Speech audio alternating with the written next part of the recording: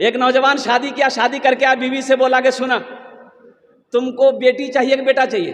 तो बीवी बोली कि ये तो अल्लाह की खेती, अल्लाह जो दे दे। दिल नौजवान बोला कि नहीं, हमरा बेटा चाहिए,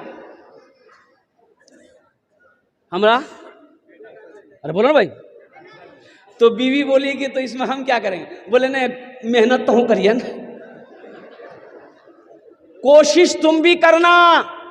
तो बीवी बोली इसमें कोशिश की क्या बात है? ये अल्लाह की खेती है, अल्लाह जिसे चाहता है बेटी देता है, अल्लाह जिसे चाहता है बेटा देता है। ये नौजवान बोला कि नहीं, ये बात सही है, लेकिन हमको बेटा चाहिए। वक्त गुजरता गया, हमल रुका। जब बच्चे की पैदाइश का वक्त आया तो अल्लाह की तरफ से अल्लाह ने नेमत दिया बेटी की शक्ल में। अब बेटी दिया थी, ये नौजवान खाना पीना छोड़ दिया। लोगों ने समझाया कि बाबू देखो, दुख ना मारो, अगर बेटी हुई है बेटा भी होगा, दिल छोटा ना करो, बीवी को माफ़ कर दो। खैर 2-4-5 दिन में समझ गया, खाना पीना शुरू किया।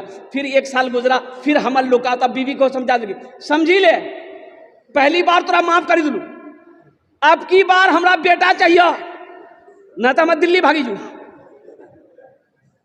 बीवी परेशान थी कि इस नादान को क्या मालूम, क्या समझ में आए कि ये अल्लाह की खेती, अल्लाह जिसे चाहता बेटी देता है, जिसे चाहता बेटा देता है। जब वक्त करीब आया बच्चे की विलादत की, तो बेटी की शक्ल में, और बेटी की शक्ल में जब बच्ची पैदा हुई, मालूम चला दिया, घरे छोड़ दिया। फिर लोग समझा बुझा के हफ्ता दिन के बाद घर ले आया।